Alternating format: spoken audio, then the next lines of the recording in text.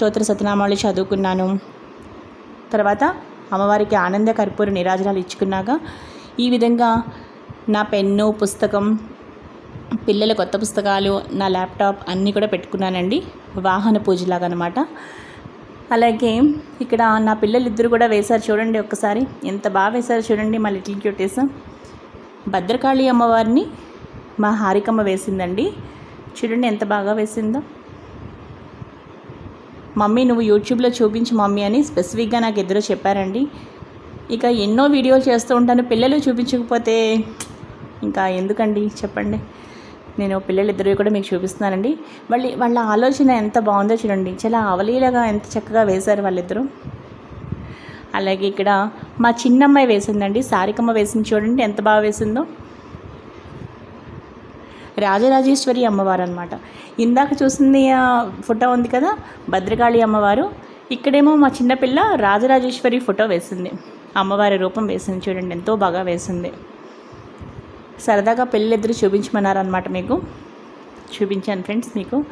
అలాగే ఇక వాహన పూజకు ఏమేమి చేసుకుంటున్నానో అది కూడా మీకు నేను చెప్పేస్తానండి. ఇప్పుడు చూసారు కదండి, వాళ్ళిద్దరూ కూడా ఈరోజు వేశారనమాట ఇవన్నీ. ఇవాళ అంటే ఈ నవరాత్రుల్లో. అలాగే నెక్స్ట్ ఇక్కడ చూడండి, నేను వాహన పూజ కోసం ఈ విధంగా నిమ్మకాయలు పెట్టుకున్నానండి ఇక్కడ. అలాగే ఒక 3 ఎండుమిరపకాయలు, ఒక నిమ్మకాయ, ఒక చిన్న తీగ కట్టి ఈ విధంగా ఒక బ్లాక్ థ్రెడ్తో కట్టానండి.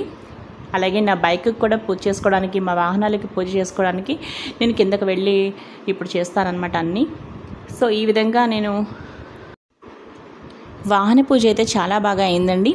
ఎలాగ నా బైక్ అయితే నేను ఒకసారైనా తీయాల్సిందే అండి, ఎందుకంటే అసలు నా బైక్ అయితే నేను అసలు స్టార్ట్ చేయట్లేదండి. ఈరోజు విజయదశమి సందర్భంగా పెళ్ళిద్దరిని ఒకసారి ఎక్కించుకొని నిమ్మకాయలు పెట్టి ఒకసారి బైక్ స్టార్ట్ చేశానండి ఈరోజు అయితే మాత్రం.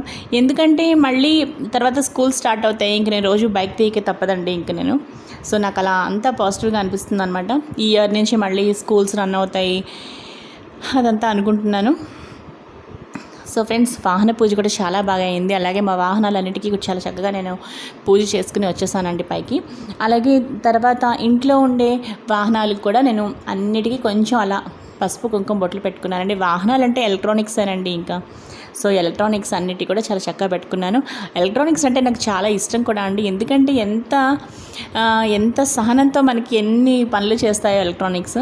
సో నాకు అందుకోసం ప్రతి ఎలక్ట్రానిక్ని ప్రతి ఒక్కటి నాకు అదొక పూజే అనమాట, అది కూడా ఒక భగవంతుడే, అలాగే అమ్మవారే అనమాట. అలాగే గ్యాస్ స్టవ్ కూడా పెట్టుకున్నాను అనమాట. సో ఈ విధంగా వాహనాలన్నిటికీ కూడా చాలా చక్కగా వాహన పూజ చేసుకున్నానండి.